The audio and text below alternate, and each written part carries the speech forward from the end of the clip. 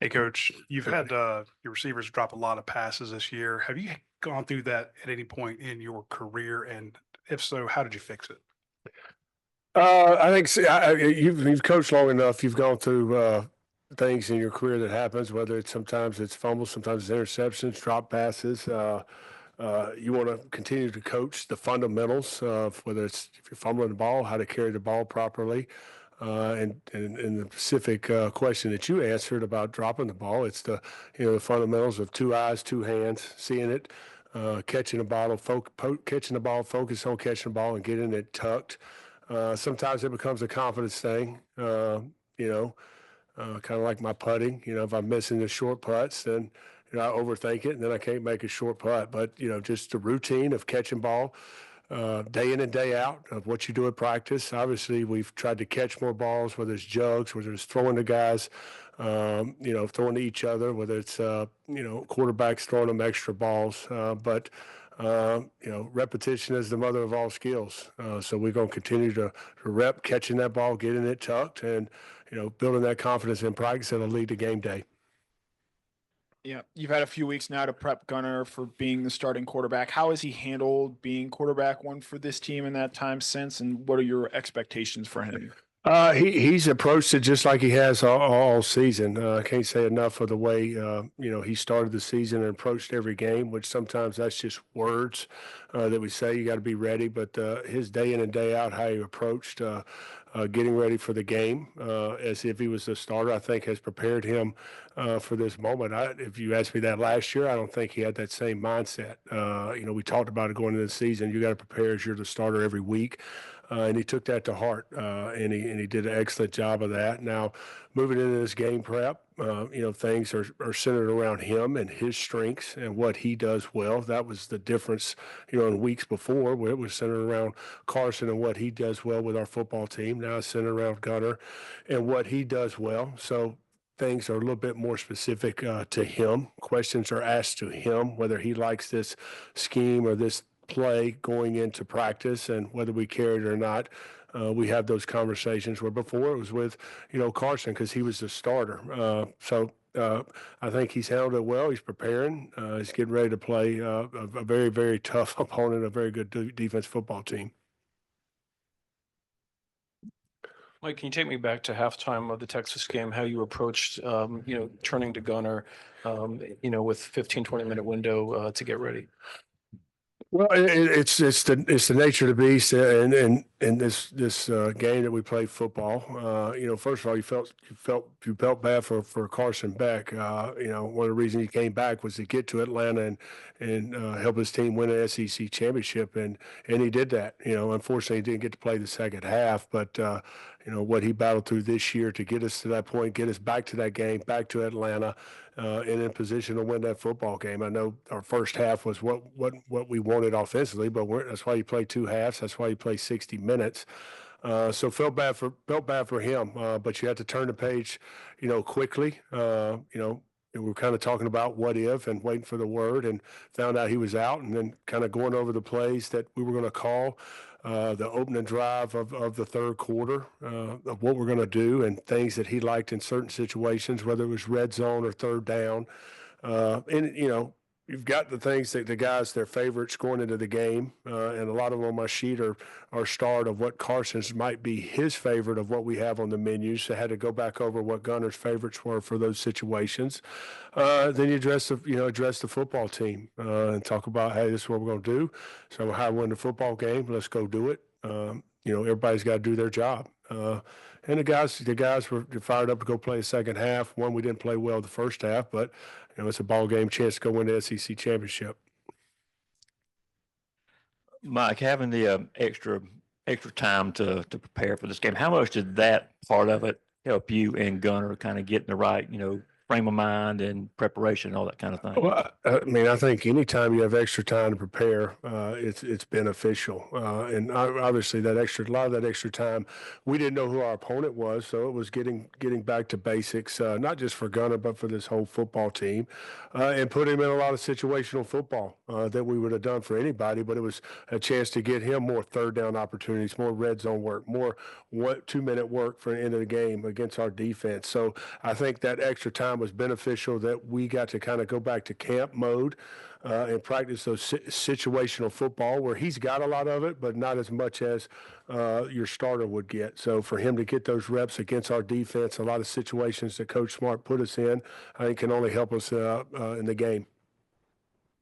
Mike, you were asked about the drops earlier, and Arian has been a guy that's been kind of the focal point of that, but he still, y'all keep putting him out there, and then he keeps making plays, including some big catches late in games and SEC championship, the play as the gunner and the fake punt. Is he, in a way, he almost kind of embodies this team and this offense? Yeah, I haven't thought of it by that way, but I think, we are a very resilient group as a football team and offensively. Kind of all year, it hasn't been perfect.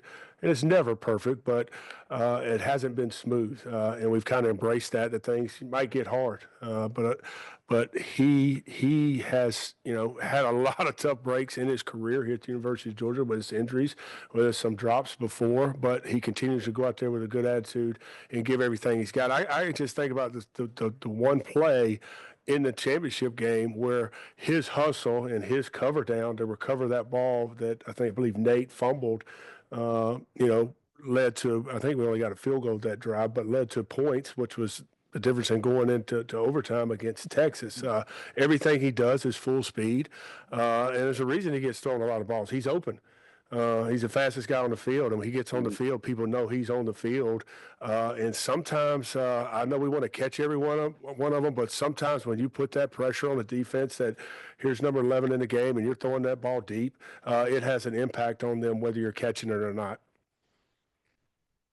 A couple questions about backup guys. You had to go to him because you lost a couple of starters, but what have you seen from Ryan Puglisi and Jaden Rashada this week? And what is the status of Brandon Robinson and Roderick Robinson?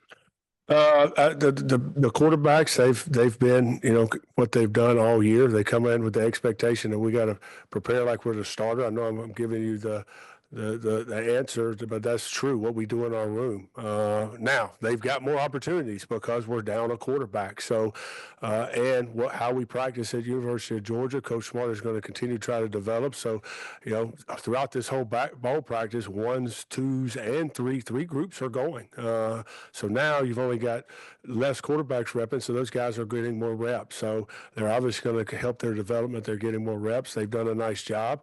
I think since day one to now, I don't even know what day we're on, you've seen good and bad every day. You're seeing less bad and seeing more good, and they've got to prepare because you never know, knock on wood, what's gonna happen in any given moment for those guys to prepare to get ready to play. And they're up there meeting with, I think one of them is meeting with Coach Streeter. One of them has got a meeting with Coach Van Gorder here in the next couple minutes. So the expectation of how they got to approach every day, they're rising to the standard that we set, and they're doing a great job. As far as injuries, that's a question for Coach Smart. I'm not going to comment on any injuries. Yeah, Carson recently announced that he's declaring for the NFL draft. How would you assess how he played this season and sort of battled through some of the ups and downs he went through? Well, obviously, when you look at the stats, they aren't the same stats as the year before. But the goal is, and you're in this league, is to win the SEC championship. And he was the quarterback of that team to got us to that game and put us in that position. And everything's not going to be pretty every game, but his resiliency throughout a game, whether it went good or bad, to overcome those things, whether of his own doing, of my doing as a play caller, of a drop or an execution, to be resilient and find a way to help us win football games in the fourth quarter says a lot about our football team and him, the quarterback of our football team. We get into this society where we want everything to look perfect and look great. But I told him on several occasions, you're going to grow more, and you've proven more to me this year of your resiliency. If things not going well, and finding a way to win games in the fourth quarter, I think says a lot about him and this football team. Drew started a couple of games this season, I think it was, and obviously had a role in that fake punt. Were you able to enjoy any of that? No. I was, you don't you're focused on your deal during a game, and then after the Auburn game, and realized that we played and beat Auburn. I know, anytime you beat Auburn, whether it's home or away, is huge. And that locker room, to share that moment with him was special. And then have a start the next week against Mississippi State. I really didn't share with him until after each game when I watched in the locker room, and then when I watched the film. But proud of him, and proud of how he works hard, and he's a total team player. It's funny, the fake punt, I was upset that we're punting again, and looking down at my sheet what we're going to do next, and I didn't even realize Coach had said, "Hey, we're going to fake punt." I really didn't even know Drew was the one that tossed it to him. Hartley hit me and said, "Hey, we're on offense." It wasn't until after the game that somebody said, everybody kept saying, "Oh, your son with that pass." I didn't know what they were talking about. So it was cool to find out that it was a pass that he threw on that fake punt, which was a huge play in the game. And glad he executed and didn't screw it up. Then we'd have two Bobos everybody could yell at.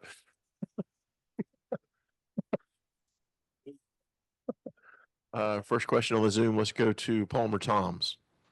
Yeah, Mike, what does the presence of Trevor Etienne do for this offense, especially given the month or so stretch there where he was so banged up?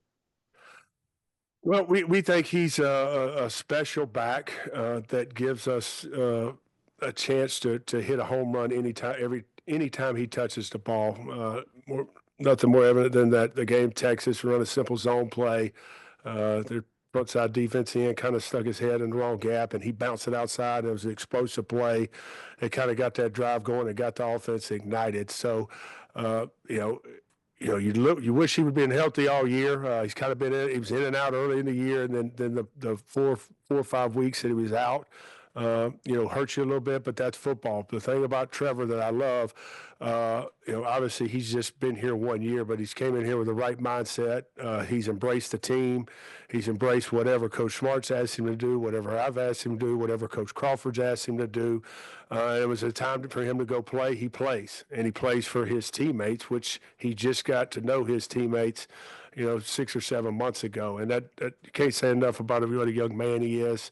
And I think that part, obviously he's a great talent that can run and catch and out of the backfield and can be explosive for us. But I think how he handles himself and how he integrated into this culture of what Coach Smart has here at the University of Georgia says more about him and his impact on our football team than anything. Next question, we'll go to Bailey Burmaster. Hey, Coach, you've talked about things being tailored to Gunner more now, obviously, but I'm curious for you how your preparation changes and how you handle him versus how you and Carson went about things, because, no one athlete is the same. They don't approach things the same, and they don't take criticism the same.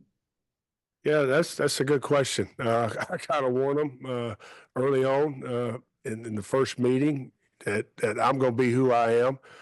Don't get sensitive to the way that I coach, whether it's hard. But at the same time, coaching any young man, you're going to find out how, they handle things differently. Some guys might, want to watch more film. Some guys might want to go walk through more. But I've got to be me, and my message to Gunner, and really to any quarterback that I've ever coached, is you have to be Gunner Stockton. You can't try to be Coach Kirby Smart, Coach Mike Bobo. You can't try to be Carson Beck. You can't try to be Jake Fromm, Stetson Bennett. You have to be Gunner Stockton, because I'm going to be Mike Bobo, and I want you to be Gunner Stockton. And if we're who we are all the time around each other, I think that's where the trust goes, and you can get further along in a relationship and get where you want to go on the football field if you handle it that way, and nobody's trying to be somebody else.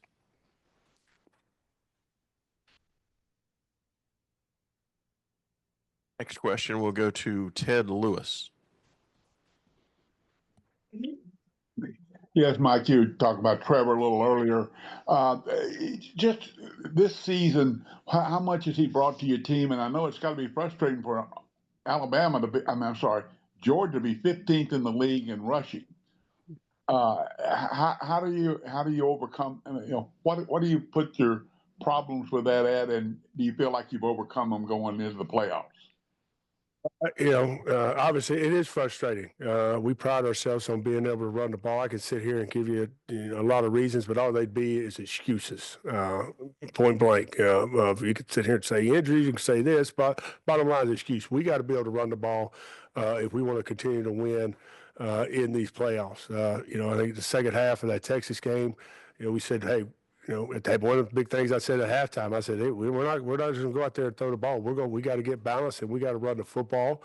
And I think those backs and those linemen took ownership in that and played hard and blocked for those guys, and we broke some tackles. We got to find ways to move the ball on the ground. I think we've got a good offensive line that I think we're the most healthy that we've been at offensive line, tight end, running backs. So I think that's going to help us be able to run the ball, and then a commitment to the run. We got to be committed to the run, whether things are going good or things are going bad, to still run that ball to help us be balanced and run and pass.